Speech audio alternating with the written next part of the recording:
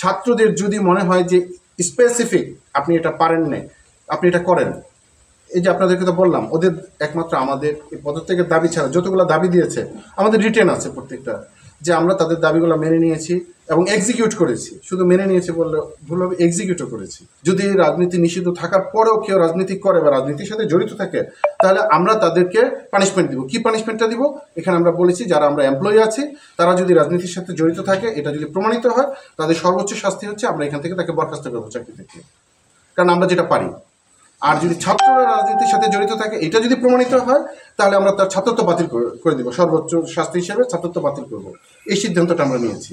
যারা এই অনাকাঙ্ক্ষিত ঘটনাটা ঘটাইছে, আমাদের ছাত্ররা যদি জড়িত থাকে এটার সাথে, এটার জন্য আমরা একটা তদন্ত কমিটি করেছি, 4 সদস্যের একটা তদন্ত কমিটি, যে 3টা ওয়ার্কিং ডে এর মধ্যে তারা আমাদেরকে একটা রিপোর্ট দিবে যারা দোষী এটার জন্য। যারা দোষী তারা সর্বোচ্চ শাস্তিটা পাবে আমাদের এখানে। এবং সেই কমিটি সকাল থেকে কাজ শুরু করেছে। তাদের যে দাবিগুলো ছিল প্রত্যেকটা দাবি আমরা এন্টারটেইন করেছি। হ্যাঁ, তারপরে তারা সর্বশেষ বলেছে যে আপনারা পদত্যাগ করেন।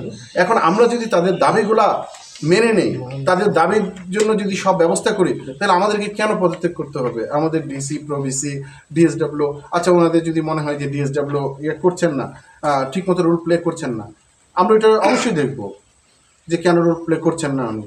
কিন্তু আমাদেরকে কেন ভিসি প্রভিসি, আমরা তো তাদের দাবি অনুযায়ী সব কিছু করছি। আমরা আমাদের বিশ্ববিদ্যালয়কে ঠিকমতো পরিচালনা করছি। আমরা চাচ্ছি যে বিশ্ববিদ্যালয়টা একটা নিয়মের মধ্যে আসুক। গত 17 বছরে যা অনিয়মের মধ্যে গেছে এখান থেকে চলে আসুক। আপনারা মিডিয়ার লোক আছেন, আপনারা সবাই জানেন যে গত 6 মাসে আমরা কি করছি। আমাদের এখানে দুর্নীতি যেখানে ছিল আমরা চেষ্টা করছি এটা দূর করার জন্য।